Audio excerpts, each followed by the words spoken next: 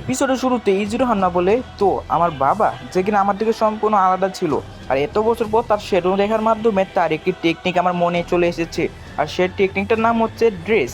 এবং তারপর সে বাকিকে নিয়ে তার দুই হাতের মাঝখানে বাকির মাথা নিয়ে নেয়। এখানে আমাদের যে ডব্বরুচি ছিল সে ভালো করেই বুঝতে পারে যে ইজিরো হান্মা তাকে একটি হাতিয়ারের মতো ব্যবহার করবে, এবং সেখানে ইজিরো হান্মা তাকে রোটেট করতে থাকে।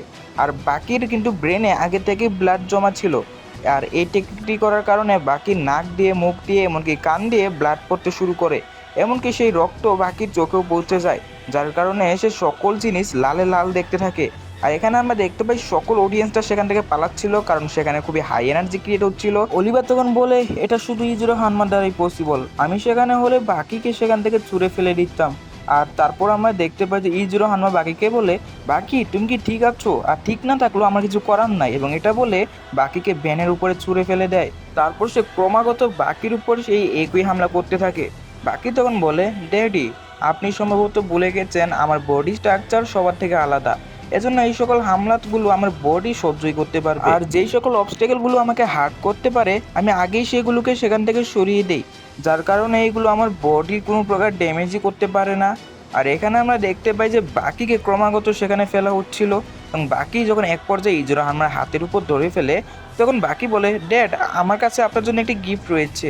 এবং বাকি তার হাতের মধ্যে থেকে একটি টয় ইজিরো হান্মাকে গিফট করে, এবং এটা সে ওই গাড়ির ভাঙ্গা অংশ থেকে বানিয়েছিল। ইজিরো হান্মা যে বুঝতে পারে যে বাকিকে যখন সেখানে ফেলা হচ্ছিল, তখন বাকি সেই ব্যানের এক একটি পার্টস উঠিয়ে এই টয়টি বানিয়ে ফেলেছে। আর ইজিরো হান্মা সেখানে এটাও বুঝতে পারে বাকি যেই যেই জায়গার মধ্যে পড়তে যাচ্ছিল, মানে যেই জিনিসগুলো বাকিকে ড্যামেজ দিচ্ছিল, সেগুলোকেই বাকি এখানে ভেঙে দিয়েছে, যার কারণে বাকি এখানে বেঁচে রয়েছে। বাকি বলে, আমার আরেকটি গিফট রয়েছে, এবং এটা বলে সে ইজিরো হান্মার মুখে কিক মারে। ইজিরো হান্মা বলে, অসাধারণ। এবং বাকি তখন বলে, হ্যাঁ শুধু এটাই এখানে কমতি নয়। এবং এটা বলে সে ইজিরো হান্মার মুখের মধ্যে আরেকটি পাঞ্চ মারে এবং আরেকটি কিক মারে। ইজিরো হান্মা তখন বলে, এই পৃথিবীতে আমি অনেক জনের সঙ্গে ব্যাটেল করেছি, কিন্তু কেই বা জানতো যে এই ছোট্ট পাখির সঙ্গে ব্যাটেল করে আমি এত বেশি মজা পাবো। এছাড়া আমি এতদিন পর আমার লেভেলের কাউকে পেয়ে গিয়েছি। আর ব্যাকগ্রাউন্ডে তো আমাদের ইজিরো হান্মা বাকির হাতে মারি কাটছিল। বাকি তখন ইজিরো হান্মাকে একটি লাথি মারে, এবং আবারও সে ইজিরো হান্মার মুখের মধ্যে আরেকটি কিক বসিয়ে দেয়। ইজিরো হান্মা বাকির উপরে হামলা যখন করে আসবে, তখনই বাকি আবারও ইজিরো হান্মার যে পা ছিল সেখানে কিক মেরে তার হামলাকে ডিসব্যালেন্স করে দেয়, এবং ইজিরো হান্মা বাকির হাতে একটি লাথি খেয়ে সেখানে ডিসব্যালেন্স হয়ে পড়ে যায়। আর তারপর আমরা দেখতে পাই যে ইজিরো হান্মা সেখানে আবার উঠে যায়, এবং সে ওঠার পর বাকির প্রশংসা করতে থাকে, বাকি তোমার পাঞ্চে এখানে অনেক শক্তি রয়েছে। আর এটা তো হওয়ারই কথা, কারণ তোমার শরীরে যে এখানে হান্মা পরিবারের রক্ত প্রবাহিত হচ্ছে। আর তখনই বাকি বলে, হ্যাঁ আমি নিজেকে নিয়ে এখানে গর্বিত, কারণ আমি হলাম হান্মা পরিবারের উত্তরসূরি, কিন্তু এই উত্তরসূরি এখন আপনাকে হারাতে চলেছে। এবং এটা বলে বাকি তার সম্পূর্ণ বডিকে লুজ করে ফেলে, এবং সে খুবই শক্তিশালী একটি পাঁচ ইজিরো হান্মার মানে পেটের মধ্যে এখানে মেরে দেয়, যার কারণে ইজিরো হান্মা সেখান থেকে দূরে ছিটকে গিয়ে পড়ে। ইজিরো হান্মা বললে, এত শক্তিশালী পাঁচ আমি লাস্ট কবে খেয়েছিলাম এটা তো আমার মনে নেই। বাকি তখন ইজিরো হান্মাকে প্রশ্ন করে সে কি তার লাইফ নিয়ে এখানে ক্লান্ত হয়নি। ইজিরো হান্মা তখন বলে, সে জাপানের বাইরে অনেক ফাইটারের সঙ্গে ব্যাটেল করেছে, অনেক এনিমেলের সঙ্গে ব্যাটেল করেছে, কিন্তু কেউই তাকে হারাতে পারেনি। আর আজকে যেই ছেলেটা তাকে হারানোর সক্ষমতা রাখে, সে তার সামনে দাঁড়িয়ে রয়েছে, তার সঙ্গে ব্যাটেল করে সে অনেক মজা পাচ্ছে। এখানে বাকি জানে একটি বাচ্চা কিন্তু খেলার পর তার খেলনাটাকে ভেঙে ফেলে, এবং এই কথা শুনে সকলেই বুঝতে পারে বাকি এখানে কি বোঝাতে চাচ্ছে। আর তখনই সেখানে কুজাও চলে আসে, এবং সে আসার পর বলে, তোমরা দুজন কি এখন এই ফাইটটা বন্ধ করবে? টিভি, ল্যাপটপ, এমনকি সকল জিনিস ব্যবহার করে তোমাদের ফাইটটা এখানে সম্পূর্ণ পৃথিবীতে টেলিকাস্ট করা হচ্ছে। তোমরা কিছু হামলা করো, তারপর আবার ইমোশনাল হও, তারপর আবার এখানে হামলা করো। সো এইভাবে না করে সম্পূর্ণ ফাইটটা একেবারেই শেষ করে দেও না। এবং এটা বলার সঙ্গে সঙ্গে সকলে বলে, আরে ও এটা এসব কি বলছে। আর এখানে আমরা দেখতে পাই যে বাকি তখন তাকে সেখান থেকে চলে যাওয়ার জন্য বলে। বাকি তখন তাকে আরো বলে যে এতদিন পর আমি কারোর সঙ্গে ব্যাটেল করে খুবই মজা পাচ্ছি, এছাড়া আমি আমার সকল টেকনিকগুলো আমার বাবার উপরে এখানে অ্যাপ্লাই করতে পারছি। এবং এটা বলে তারা দুজন আবারও সেখানে ব্যাটেল শুরু করে। ইজিরো হানমা তার উপরে হামলা করলে বাকি তার আঙ্গুল ব্যবহার করে সেটিকে থামিয়ে দেয়। এরপর ইজিরো হানমা বাকির উপরে একটি ব্যাক কিক মারে, কিন্তু বাকি তার হাত ব্যবহার করে সেটিকে থামিয়ে দেয়। তারপর ইজিরো হানমা তার উপরে অন্য একটি হামলা করার প্ল্যান করে। বাকি তার মুখের মধ্যে কিক মারতে যায়, কিন্তু ইজিরো হানমা সেটিকে ডস করলেও বাকি আবারও তার চুল ধরে তাকে মাটিতে ফেলে দেয়। আর ইজিরো হানমা তখন রাগে বাকির উপর আরেকটি হামলা করতে যায়, আর সেখানে বাকি সে হামলাতে একটুর জন্য বেঁচেও যায়। আর সেখানে সকল পুলিশ অফিসাররাও তাদের ব্যাটেলটি এনজয় করতেছিল। সেখানে ইজিরো হানমা বাকির উপর হামলা করে তাকে দূরে ফেলে দেয়, এবং তারপর বাকি পিছনে ঘুরে দেখতে পারে যে ইজিরো হানমা কুজার কাছে চলে গিয়েছে। সেখানে ইজিরো হানমা কুজাওকে বলে, শোনো মেয়ে, তুমি কে এটা আমি জানি না, কিন্তু আমি খুবই ভালো করে জানি যে তোমার কারণে আমার বাকি আজকে এত বেশি শক্তিশালী হয়ে গিয়েছে, আর এজন্য আমি তোমাকে ধন্যবাদ জানাতে চাচ্ছি। কিন্তু কুজাও তখন বলে, এতে আমার কোনো অবদান নেই, এই সকল কিছুই বাকির চেষ্টার ফলাফল। তখন বাকি কুজাওকে সেখান থেকে চলে যাওয়ার জন্য বলে, এবং এর মাধ্যমেই তাদের মধ্যে আবারও সেখানে ফাইট শুরু হয়ে যায়। সেখানে তারা দুজনই একে অপরকে পাঞ্চ করে, আর এর মাধ্যমে আমাদের আজকের এই এপিসোডটি শেষ হয়ে যায়। সো এখন আমি পরবর্তী এপিসোডটি প্লে করে দিচ্ছি। এপিসোডের শুরুতে আমরা দেখতে পাই যে হাজার হাজার লোক ইজিরো হানমা এবং বাকির ব্যাটেল দেখার জন্য তাদের কাছে চলে আসছে। এখানে তারা সকলেই তাদের কাজকর্ম ফেলে রেখে চলে এসেছিল, আর এখানে ক্রমাগত ব্যাটেলটি আরো ভয়ানক হয়ে যাচ্ছিল। তারা দুজনই তাদের সর্বটুকু ব্যবহার করে একে অপরের উপর ক্রমাগত হামলা করতেছিল। তো সেখানে এক পর্যায়ে বাকি ইজিরো হানমার কাঁধের উপরে উঠে পড়ে। ইজিরো হানমা বাকিকে ওখান থেকে নামাতে পারে না। তারপর ইজিরো হানমা বাকিকে নিজের কাঁধে নিয়ে সেখানে হাঁটতে শুরু করে। বাকি সেখানে অনেক খুশি ছিল, কারণ সে তার এই 17 বছরের জীবনে এই প্রথমবার তার বাবার কাঁধের উপর উঠতে পেরেছে। সে বুঝতে পারে তার এত বছরের পরিশ্রম সকল কিছুই সার্থক হয়েছে। তারপর ইজিরো হান্না বলে, বাকি অনেক হয়েছে, এখন নিচে নেমে পড়ো। আর এই কথা শুনে সকলেই বুঝতে পারে এই লড়াইয়ের সমাপ্তি খুব শীঘ্রই হতে চলেছে। যেখানে বাকি তার কাঁধ থেকে নামতে যাচ্ছিল না, কিন্তু ইজিরো হান্না বলে, এখন তো ব্যাটেলও করতে হবে নাকি, নামো তাড়াতাড়ি। এবং বাকি তখন নেমে পড়ে, এবং নেমে পড়ার পর ইজিরো হান্নাকে একটি সুপ্লেক্স মানে তার পিছনে ধরে তাকে পিছনের দিকে মেরে দেয়। আর এখানে ইজিরো হান্নাকে আরেকটি কিক মারে এবং পাঞ্চ মারে, এবং ইজিরো হানমা বাকি দুই কানে স্ল্যাপ মেরে বসে, যার কারণে বাকি দুই কানের পর্দা সেখানে ফেটে যায়। আর আমরা দেখতে পাই যে চিহারু এবং কুরোহানায়মও সেখানে চলে এসেছে ব্যাটেল দেখার জন্য। অন্যদিকে ইজিরো হানমা এখনও বাকির মাথা ধরেছিল এবং সে তাকে ছেড়ে দেয় এবং বলে, বাকি অনেক হয়েছে, এখন সময় এসেছে ব্যাটেলটাকে শেষ করার। এবং সে বাকির হাত ধরে ফেলে, বাকির হাতকে সে মুষ্টি বানিয়ে ফেলে। তারপর আমার একটি ফ্ল্যাশব্যাকের সিন দেখানো হয়, যেখানে ইজিরো হানমা বাকিকে ছোটবেলায় শেখাচ্ছিল যে নিজের হাতই হলো সবচেয়ে বড় হাতিয়ার, এবং সে তাকে একটি শক্তিশালী পাঞ্চ বানানোর টেকনিক শেখায়।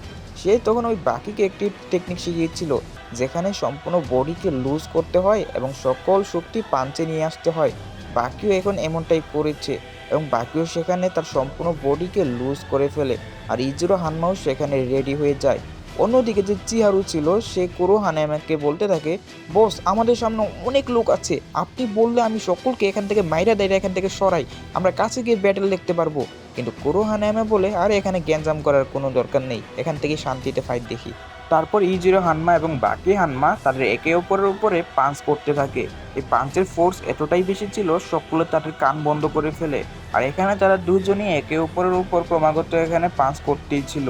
দ্রব্যবতী তখন বলে যে, আসলে কেউ যখন আপনার উপরে হামলা করে আপনি সেটাকে ডিফেন্স করতে পারেন কিংবা অ্যাটাক করতে পারেন, কিন্তু বাকি এবং ইজিরো ইচ্ছা করে এদের উপরে হামলা করার সুযোগ দিচ্ছে, যাতে ওরা দেখতে পারে যে কে আগে মাটিতে পড়ে যায়। তখনই ভিড়ের মধ্যে থেকে একজন পার্সন বাইরে চলে আসে এবং সে তার হাঁটু গেড়ে সেখানেই বসে পড়ে এবং ইজিরোর জন্য প্রার্থনা করতে থাকে। তেমনি অন্যান্য মানুষের এই সেম অবস্থা ইজিরোর জন্য করতে থাকে। আর তখন আমরা দেখতে পাই যে সকল লড়াইটাকে খুবই এনজয় করতেছিল। সেখানে যে বিস্কুট অলিভা ছিল সে চিন্তা করে, কেই বা এখানে চিন্তা করেছিল যে ইজিরোরও কেউ একজন টক্কর দিতে পারবে। আর এখানে যে চিহারু ছিল সে হানানাকে বলতে থাকে, বস, ফাইট তো ক্রমাগত আরো এক্সাইটেড হয়ে যাচ্ছে, তাহলে কি বলেন আমরা আরো আগে চলে যাই। পুরো হানাইমা বলে, দেখতেছো না আমরা কত আগে চলে আসছি, আর আগে যাওয়ার কোনো দরকার নাই। আর এখানে দ্রব্যরুচি বলে, তারা দুজন একে অপরের উপর ততক্ষণ হামলা করবে যতক্ষণ না পর্যন্ত একজন মাটিতে পড়ে যাবে। এরপর আমাদেরকে জানানো হয় যে গরিব, দুঃখী এবং অসহায় মানুষদের একমাত্র সম্বল ছিল ইচিরো হানমার যে বাবা ছিল অনি, সে, এবং সেই তাদেরকে প্রোটেক্ট করতো। এবং সে অনেকবার এইভাবে আমেরিকার বিভিন্ন সোলজার্সকেও হারিয়েছিল। কিন্তু তার যাওয়ার পর আমাদের ইজিরো হানমার সঙ্গে আমেরিকা বন্ধুত্ব করে নেয় এবং তাকে অনেক টাকা পয়সাও দিয়ে দেয়। এবং ইজিরো হানমাও কিন্তু গরিব দুঃখীদেরও সবসময় প্রোটেক্ট করে আসতো। তারপর আমাদেরকে দেখানো হয় যে লড়াই ক্রমাগত আরো ভয়ঙ্কর হয়ে যাচ্ছিল। সেখানে সকল লোকেরা তাদের কাছে চলে যাচ্ছিল লড়াইটাকে এনজয় করার জন্য। সেখানে বাকি এবং ইজিরো হানমা একে অপরের উপরে ক্রমাগত পাঞ্চ করতেছিল। সেখানে প্রত্যেকেই এই লড়াইটাকে রেকর্ড করতেছিল এবং সেটাকে লাইভ টেলিকাস্ট করে। আর যারা এখানে আসতে পারেনি তারা টিভির মাধ্যমে এটিকে এনজয় করছে। তারপর কাটসুমিকে দেখানো হয়, সে বলে, ড্যাড আমি জানি আপনিও লড়াইটাকে দেখছেন, কিন্তু আপনি কাকে সাপোর্ট করছেন? অন্যদিকে জ্যাক হানমাও বাকির প্রতি হিংসা করতেছিল, কারণ বাকির জায়গায় যদি সেখানে সে থাকতো তাহলে সেও তার বাবার আদর সেখানে পেতে পারতো। আর এখানে আমরা দেখতে পাই যে ইজিরো হানমা বাকির উপরে হামলা না করে দাঁড়িয়ে থাকে, বাকি ইজিরো হানমার উপরে ক্রমাগত তার হামলা করতে থাকে। এখানে সকলেই বুঝতে পারে এই লড়াইয়ের সমাপ্তি খুব শীঘ্রই হতে চলেছে। সেখানে বাকি তার সম্পূর্ণ শক্তি ব্যবহার করে, তার ফোর্স ব্যবহার করে, তার কিক ব্যবহার করে ইজিরোর উপর হামলা করতেই থাকে এবং করতেই থাকে, যা এক্সপ্লেনেশন করার মতো না। এখানে ফাইনালি বাকি ইজিরো হানমার মুখের মধ্যে একটি পাঞ্চ মেরে বসে, আর আমরা দেখতে পাই যে ইজিরো হানমা এখন তার কাউন্টার অ্যাটাক করে। সে বাকিকে জড়িয়ে ধরে এবং তাকে সেখানে প্রেস করতে শুরু করে। আর এই দাবানোর ফলে বাকির যে ভিতরে হাড় ছিল এই সকল কিছুই ভেঙে যায়, আর বাকি সেখানে মাটিতে পড়ে যায়।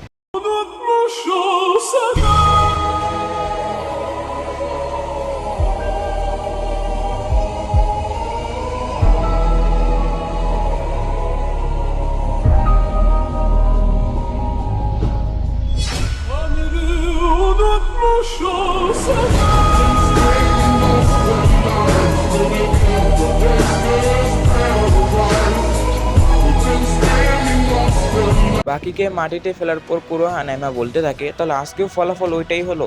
আর আমরা দেখতে পাই ইজিরো হানমা বাকি ইন্টারনাল অর্গানগুলোকে দেখতে থাকে, যেখানে তার নাকের হাড্ডি ভেঙে গিয়েছে, দাঁতও ভেঙে গিয়েছে, চোখের হাড্ডিও ভেঙে গিয়েছে, কানের পর্দাও ভেঙে গিয়েছে, তার প্রত্যেকটি মাসেল বা হাড় সকল কিছু এখানে ব্রোক ডাউন হয়ে গিয়েছে। তখন ইজিরো হানমা বলে, অনেক হয়েছে বাকি, লড়াইটাকে এখন শেষ করা যাবে, আর এখনই আমরা লড়াইটাকে শেষ করে দিচ্ছি।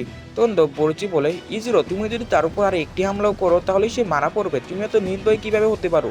আর তখন ইজিরো হানমা সেখান থেকে চলে যেতে থাকে। সকলে ইজিরো হানমাকে থ্যাংক ইউ জানাতে থাকে। তখন ইজিরো হানমা বাকির উপর থেকে কিছু একটা অরা ফিল করে।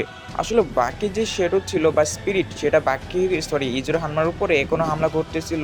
এখানে ইজিরো হানমা বলে, ওহ বাকি তুমি এখনো আমার সঙ্গে ব্যাটেল করতে চাও, কিন্তু তোমার এই শ্যাডো আমার কিছু করতে পারবে না। আর তো বরুচি বুঝতে পারে বাকির স্পিরিট এখনো ইজিরোর সঙ্গে ব্যাটেল করতে চায়।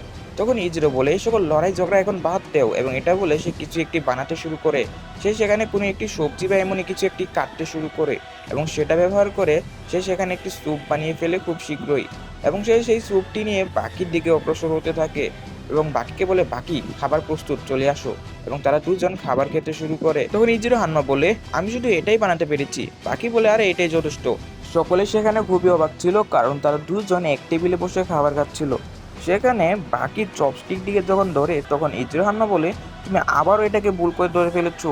আর বাকি বলে, এটা কি কোনো 5 স্টার হোটেল নাকি? তখন বাকি খেতে শুরু করে এবং ইজিরো হানমা তখন তাকে খাবারের ব্যাপারে জিজ্ঞেস করলে বাকি বলে, খাবারের লবণ একটু বেশি হয়ে গিয়েছে।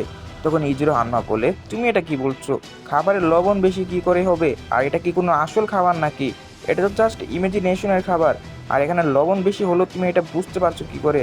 আর তখনই বাকি তার যে বাবা ছিল তার সামনে ওই যে ইয়েটা রয়েছে, মানে বাটি রয়েছে, তাকে সেটি দিয়ে দেয় এবং বলে, আপনি একটু টেস্ট করে দেখুন।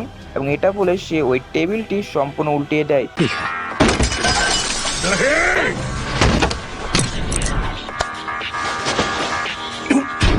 সেই টেবিলটি উল্টানোর কারণে ইজিরো হানমার অনেক রাগ হয় এবং সে ফাইনালি যখন এই টেবিলটি ধরার চেষ্টা করে তখনই সেই টেবিলটি আবারও সেখানে ইনভিজিবল হয়ে যায়। তখন বাকি বলে, দেখেছেন ড্যাড, আমি আপনাকে আবারও বাঁচিয়ে ফেলেছি। তখন ইজিরো বলে, তুমি আমাকে কিভাবে বাঁচালে? ও আচ্ছা, তাহলে খাবারের যে লবণ বেশি ছিল ওইটা? তো আমি এখানে ইচ্ছা করি তোমাকে মিথ্যা বলেছি, যাতে এখানে আমি তোমাকে পরীক্ষা করতে পারি।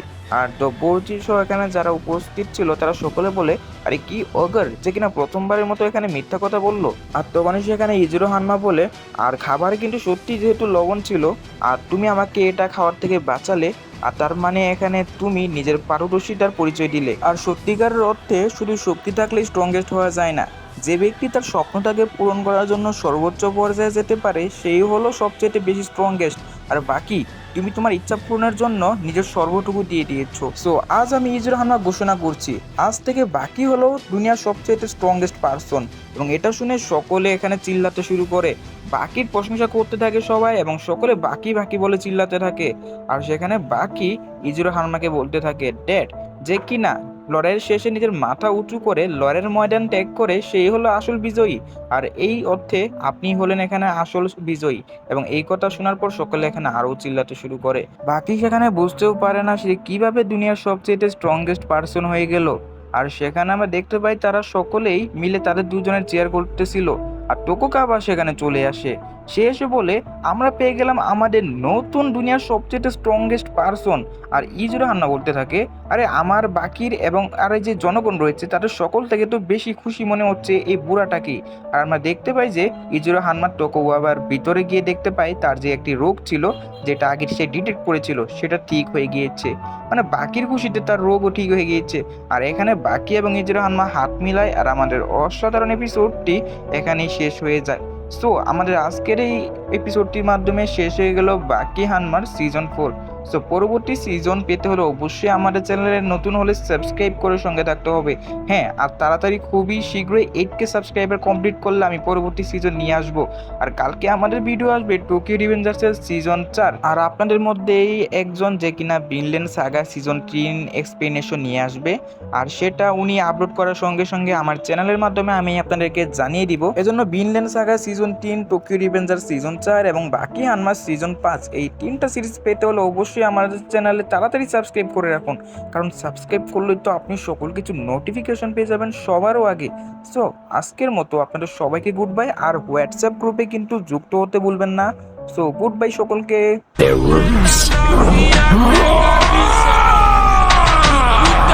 Four.